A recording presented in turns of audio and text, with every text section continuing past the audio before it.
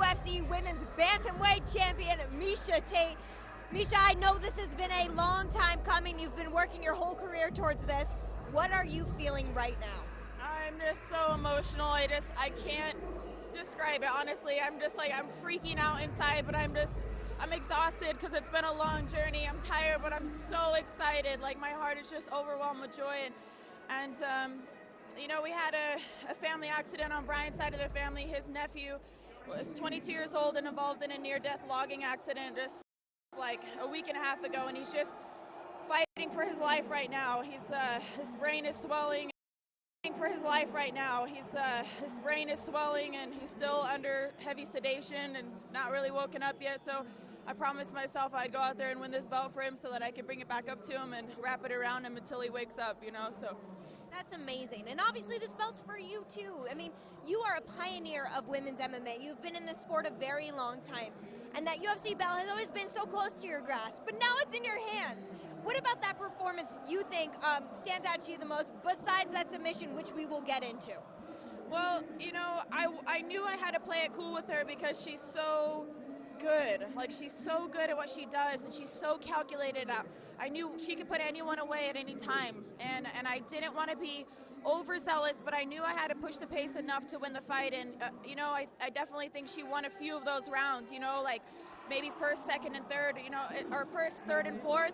It's hard to know when you're in there exactly, but I think she outpointed me a little bit, and I knew in that fifth round, I was like, I gotta gut it out. I've got to take the risk. I was like, if she knocks me out, she knocks me out, but I've got to move forward. I've got to get that takedown. I've got to try to finish this, because if I don't, I didn't want to lose a decision. So I was either going to go out on the getting knocked out, or I was going to go out with the finish. Yeah, well, you were correct the way the judges scored that. The first, third, and fourth for her, all three judges gave you a 10-8 in that second round. Wow. How much confidence did that give you, knowing, all right, you know what, if this goes to the canvas, which I can take it to, this fight's mine? I felt really confident once we hit the ground. I was like, okay, you know, I think I'm definitely dominant here. I knew once I got it to the ground that I was going to find openings. And you know, the second round, but the first round that I took it to the ground, I felt really, really good there, really at home, and all that work that I put in time into their wrestling since I was 15 definitely paid off, and felt like I had an advantage there for sure. So when I got it down in that fifth round, I'm like, I gotta get after this. I've got to get after this. You were on her back. She then tried to slam you, kind of take you over. You wrapped your leg around, so you were able to stay on her and actually make that choke even stronger. If you can, walk us through it. I think when she threw me forward, it really actually sunk the choke in, because I was on the choke, and as she threw me forward, it like really popped it under there and like sunk it. It folded her neck over the choke, so I think it actually tightened it. But she had to try something, you know, and that's the heart of the champion that she has. You know, she was going to go out giving it everything that she had. It was a last-ditch effort on her part, and I give her props. You know, she did what anyone with the champion's heart would do. Yeah, and you proved that you have a champion's heart. We've known that about you for a long time. You've always had gutsy performances, but now you are the UFC Women's Bantamweight Champion. Your dreams have come true. Where do you go from here? Is this a time where you take a break? Is this a time where you say, let's do this, I'm ready to defend already? I want to stay busy. I would like to stay active.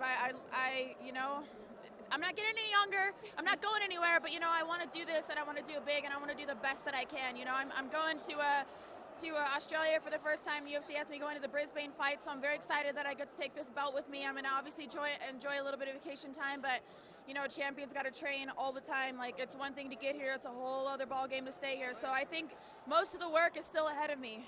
Interesting. Anything in particular you feel like, okay, this is what I really need to improve? I mean, I need to improve everything, you know. I didn't knock her out, so I got to improve my striking. I didn't, you know, take her down every time that I wanted to take her down. So there's always things to improve on. And I would have liked to get that first rear naked choke, but hey, you know, it's MMA. It doesn't always go perfectly, but I'm overall excited with the performance, and I'm happy that I came away with the finish. I know people are going to kill me if I don't ask, so any names of someone you'd like to face next, or are you just letting the UFC tell you? Yeah, it's up to the UFC. My job is to show up and fight. I don't pick who I fight. You know what I mean? So it's whoever they put in front of me. That's the champion's job. I don't pick the number one contender. They do. Yeah, and I've got to imagine tonight's celebration is full of cupcakes. Hell yes. Absolutely.